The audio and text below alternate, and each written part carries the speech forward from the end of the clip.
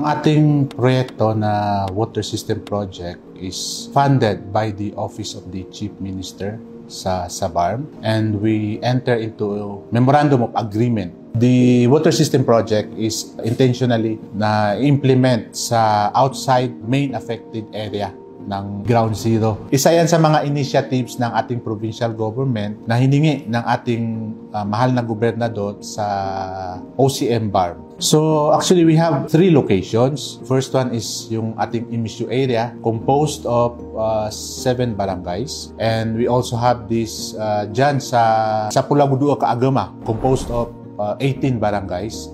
And lastly, giyang na puun sa Papandayan, taman ro din sa Malimuno, then sumrop man sa Gimba, composed of more than 10 barangays. The Provincial Engineers Office, being the implementing office, faces so many challenges as far as project implementation is concerned. So isa na doon yung, alam naman natin na ang hindi lang involved dyan na scope of work is yung sabi nila na water drilling, nagkaroon din tayo ng excavation, tapos yung pipe laying, or yung mga sutigan ng mga tubo, mga transmission lines, so mga distribution lines, nakataon-tano ginan na maraming challenges na namimit natin dyan.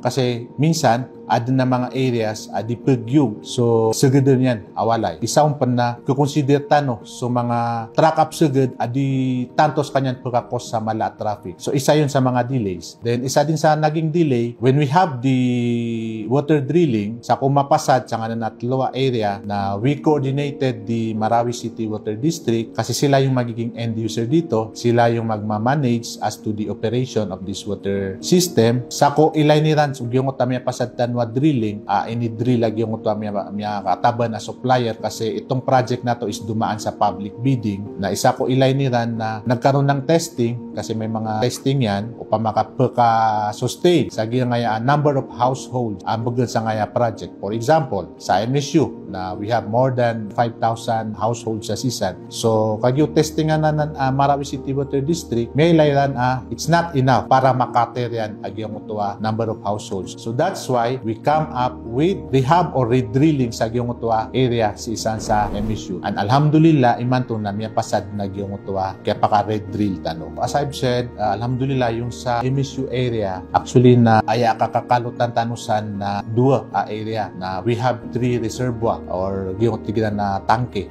Season. As to water drilling, na imanto na survey mambuna na Marawi City Water District na miya kapas sa Gyongutwa requirements capacity ag Gyongutwa imanto na bumay to aditano ni gagalibakan lay gyud ang uta pump house ag Gyongutwa kapagalada sa Gyongutwa mga water tanks kay para si security niyan si mambusa community kay mapasad na ipag-endorse tano sa Marawi City Water District na aya kasi a challenge tanosan tabiyata na may kakuan na ino kailangan na agad-agad na ma-accept na Marawi City Water District kay para upaman na katagon nila mambunan sa tao gyung uta mga pump houses kay mga layar gyung uta penagutanusan na mga makina mga pump so kailangan adun mambupigilay ron. I would like to take this opportunity tanong magingad, especially sa giyanganan ng mga areas apenagun sa water system, especially sa MSU, wag ito almost completed din, na mamagugupatan masyap agyang kanan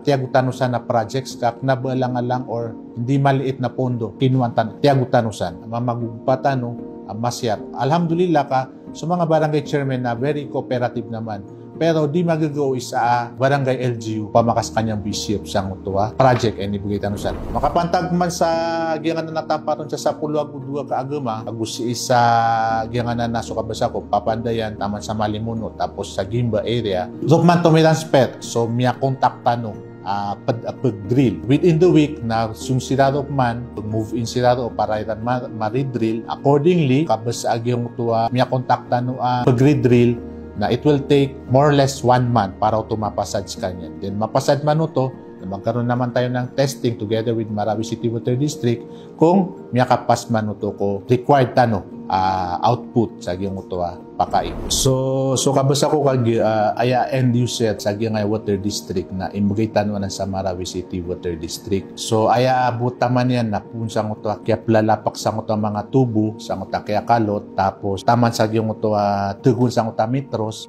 i-provide tanong mambuko sa water district sa mga metros mapansag yung utwa project sa program. Then after that nasiran pagmanage ro. Ibig sabihin so mga padtano sa isa Marawi makakukuha sa giyang may mention ang mga locations na kapakaisiran makipag-coordinate sa Marawi City Water District kung kailan sila pwedeng mag-apply for the water connection. Kaya sila ni in charge sa operation na maintenance agi nga na pitirutan mapakaig. Alhamdulillah, mashallah, si Governor Adjong si Vice Governor Adjong na halos 24/7 na nire-remind kami. Nabagibo nga 400 million na water system projects tano.